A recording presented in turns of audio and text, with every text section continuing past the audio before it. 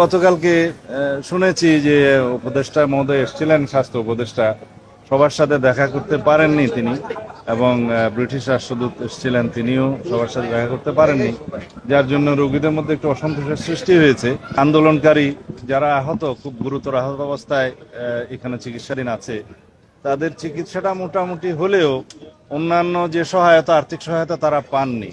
ইনশাআল্লাহ আমরা দেশ পরিচালনার দায়িত্ব পাই, তখন অবশ্যই সকল আহত এবং সকল শহীদদের পরিবারের সাথে আমরা বসে তাদের প্রত্যেকের জন্য যার যেভাবে পুনর্বাসন করা দরকার, চিকিৎসা করা দরকার, সেই ব্যবস্থা আমরা নেব। যা দেখলাম এটা চোখে দেখার মতো না।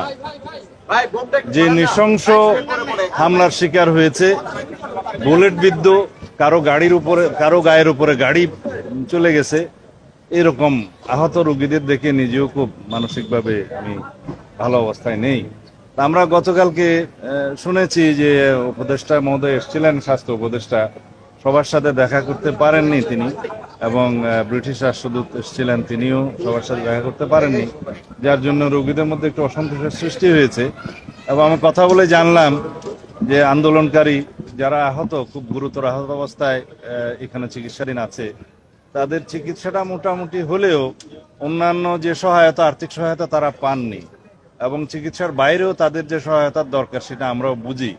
এবং তারা অনেকেই বলেছেন যে তাদেরকে প্রতিশ্রুত 1 লক্ষ টাকা করে দেওয়ার কথা, সেটা এখনো পাননি। আমরা অনুরোধ করছি সরকারের কাছে, যারা এটার দায়িত্ব নিয়েছেন, তারা যেন আর্থিক সহায়তা খুব দ্রুত পৌঁছে দেন। আমরা গত রাত্রে আমাদের নেতা, আমাদের দলের মাননীয় ভারপ্রাপ্ত চেয়ারপারসন জনাব তারেক রহমান আমাদেরকে নির্দেশ দিয়েছেন, এবং এই রোগীদের জন্য উনি তাৎক্ষণিকভাবে আমাদের কাছে 5 লক্ষ টাকা প্রেরণ করেছেন। আমরা সেটা আজকে এখনই আমাদের ডাক্তার রফিক সাহেব আছেন এখানে, স্বাস্থ্য উপদেষ্টা, স্বাস্থ্য সম্পাদক দলের, ওনার হাতে দিয়ে যাচ্ছি। উনি প্রত্যেকের কাছে যার যতটুকু প্রয়োজন উনি একটা বিতরণ করে যাবেন এখনই। আমরা আগেও সাহায্য করেছি, আমাদের দলের মহাসচিব সাহেব এসছেন, আমাদের ডিজিপি সাহেব এসছেন আগে, আজকে আমি এসছি আমাদের দলের পক্ষ থেকে। আমরা এই সাহায্য এবং দেখাশোনা আমরা কন্টিনিউ করব। তবে যাদের অবস্থা আমরা দেখলাম যে দেশে সুচিকিৎসা সম্ভব নয়, সেগুলো আমরা চিহ্নিত করে অতি শীঘ্র সরকারের কাছে আহ্বান জানাই, তাদেরকে যেন বিদেশে প্রেরণ করা হয়।